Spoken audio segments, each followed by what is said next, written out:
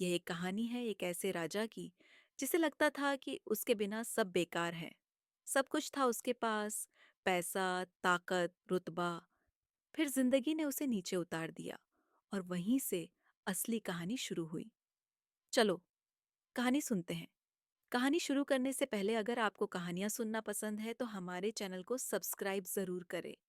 इस वीडियो को लाइक करें और नोटिफिकेशन बेल दबा दें ताकि हमारी आने वाली नई नई और मज़ेदार कहानियां आपसे कभी छूट न जाएं। अब चलिए कहानी शुरू करते हैं।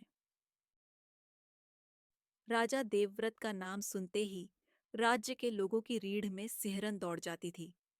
सोने के महलों में रहने वाला, रेशमी वस्त्र पहनने वाला, हीरों से जड़ा मुकुट धारण करने वाला, वह राजा धन में नहीं, अहंकार में डूबा हुआ था।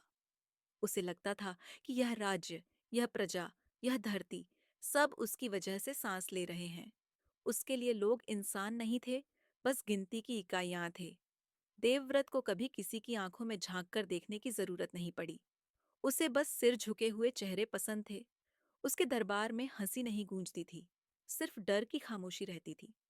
कोई किसान सूखे की शिकायत करता तो उसे कोड़े लगते।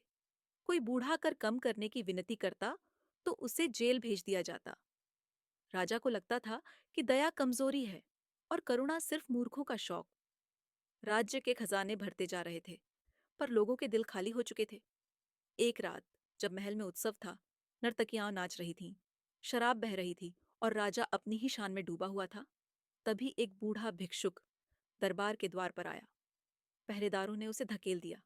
वह गिर पड़ा, पर उठकर बोला, राजा, मैं भी कभी तुम्हारे जैसा अमीर था। याद रखना, घमंड सबसे पहले इंसान को गरीब करता है। देवव्रत हंसा, ठहाके लगाए। इसे बाहर फेंक दो, उसने कहा।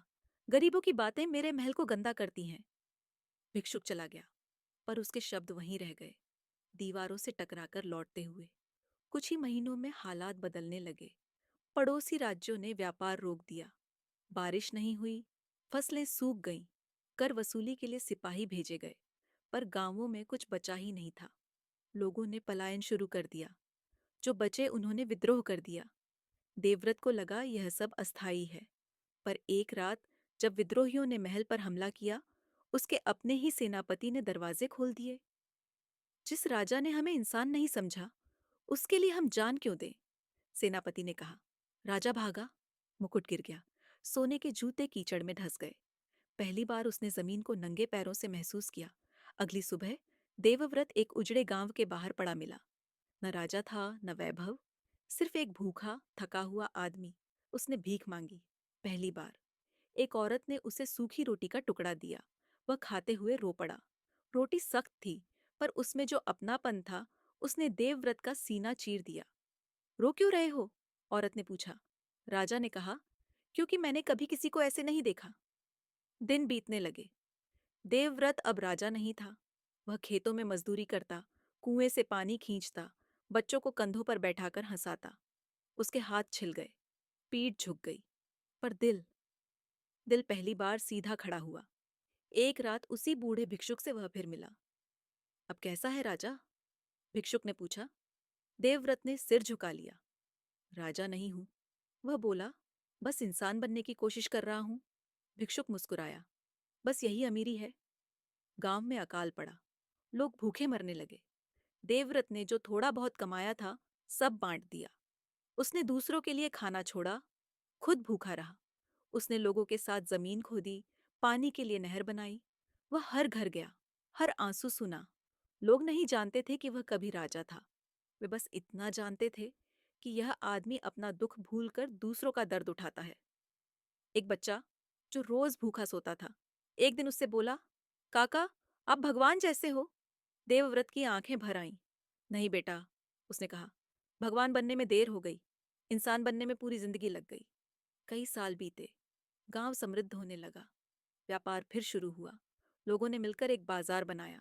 सबने देवव्रत को अपना मुखिया चुना। उसने मना किया। मैं राज करना नहीं जानता, उसने कहा। मैं बस साथ चलना जानता हूँ। उसकी ईमानदारी दूर दूर तक फैली। व्यापारी आए, आसपास के गांव जुड़े। एक दिन पुराने राज्य के लोग भी लौटे। उन्होंने देवव्रत को पहचाना। महाराज, देवव्रत कांप गया। वह मर चुका है। उसने कहा, अगर जिंदा है तो बस यह आदमी। लोगों ने उसे फिर से राजा बनाया, इस बार बिना मुकुट, बिना डर। खजाना फिर भरा, पर पहले दिल भरे। कर कम हुए। दरबार के दरवाजे खुले। कोई भी आ सकता था, कोई भी बोल सकता था। एक दिन वही बूढ़ा भिक्षुक फिर आया। अब अमीर हो, उसने कहा। देवव्रत मुस्कुराया। हाँ, वह बोला, पर अब मुझे पता है कि यह सब उधार है। आखिरी दिनों में जब देवव्रत बिस्तर पर पड़ा था, उसने लोगों से कहा, मेरी कहानी बच्चों को मत सुनाना। उन्हें राजा बनने का सपना मत दिखाना। उन्हें इंसान बनने का सपना दिखाना। उसकी आंखें बंद हुईं, पर उस दिन पूरे राज्य में कोई रोया नहीं, क्योंकि पहली बार किसी राजा की मौत पर लोगों को लगा कि उन्होंने अपना कोई अपना खो दिया है, और यही उसकी सबसे बड़ी दौलत थी। दोस्तों, अहंकार इंसान को सबसे पहले भीतर से गरीब बनाता है, चाहे उसके पास कितना ही धन और सत्ता क्यों न हो। सच्ची अमीरी सोने, महलों या मुकुट में नहीं होती, बल्कि करुणा, श्रम और दूसरों के दुख को समझने की क्षमता में होती है। जो व्यक्ति गिरकर इंसान बनना सीख लेता है, वही उठकर टिकाऊ सफलता और सम्मान प्राप्त करता है। सत्ता डर से मिल सकती है, लेकिन दिल सिर्फ सेवा और सच्चाई से जीते जाते हैं। अगर आपको यह कहानी अच्छी लगी हो, तो हमारे चैनल को सब्सक्राइब जरूर करें। इस वीडियो को लाइक करें और नोटिफिकेशन बेल दबा दें, ताकि हमारी आने वाली और भी मजेदार अव सीख देने वाली कहानियां आपसे छूट न जाए। हम रोज नई कहानियां लेकर आते हैं, जो बच्चों के दिल को छुए और बड़ों को भी कुछ सिखाए। धन्यवाद।